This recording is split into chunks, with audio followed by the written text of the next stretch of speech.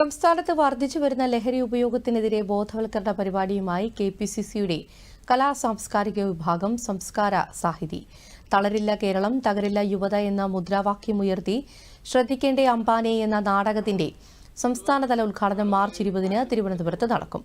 സംസ്കാര സാഹിതി ചെയർമാനും കരുനാഗപ്പള്ളി എംഎൽഎയുമായ CR മഹേഷ് തിരുവനന്തപുരത്ത് വാർത്താസമ്മേളനത്തിലാണ് ഇക്കാര്യം അറിയിച്ചത്.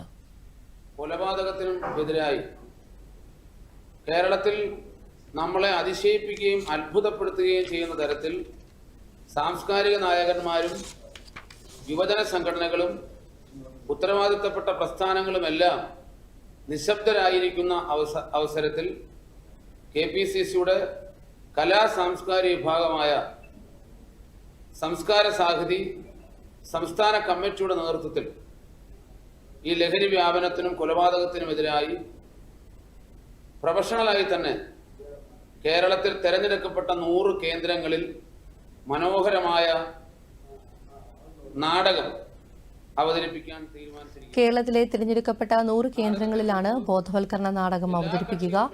നാടക പ്രദർശനത്തിനൊപ്പം സാംസ്കാരിക സദസ്സും സംഘടിപ്പിക്കും.